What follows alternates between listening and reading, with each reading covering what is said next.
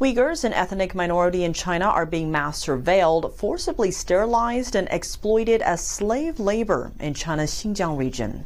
There are growing signs of large-scale forced organ harvesting in the region. Ykialek, with American thought leaders, sat down with Rushan Abbas to discuss the harrowing realities of Uyghur life in China. Abbas is the executive director of the Campaign for Uyghurs and chairperson of the World Uyghur Congress's Executive Committee. Here's more.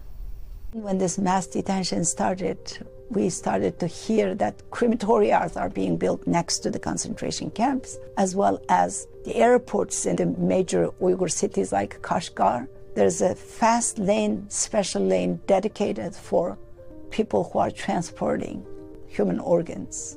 Rushan Abbas is the founder and executive director of the Campaign for Uyghurs and chairperson of the World Uyghur Congress's Executive Committee. She's the author of the powerful memoir, Unbroken, When Uyghurs Fight for Freedom. They went after my sister.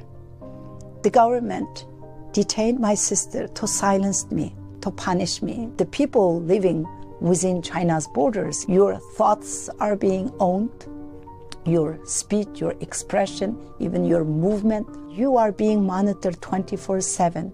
Tyranny survives because of the silence. Silence is the oxygen of tyranny. Let's talk about that. We hear this term transnational repression. It's almost, kind of a government term. It's almost become, but what does that actually mean? What does it mean for you exactly? How does that connect with your sister? Transnational repression means a government targets other countries' citizens because of our connection in back home.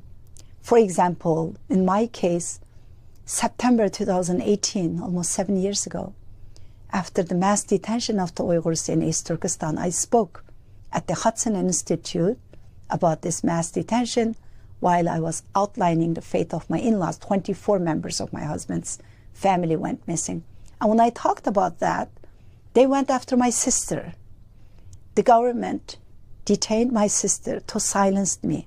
So basically, me living in the United States since 1989, being a US citizen since 1995, it did not matter. Because of my family tie, they took my sister to punish me. So this is actually a part of China's transnational repression, and it should be recognized as international crime because the Chinese government is not only targeting people like the Uighurs and the Falun Gong practitioners or Tibetans or Hong Kongers, but they're coming after all these people living in the Western free world. There are 102 Chinese police stations in all over the world, in the United States.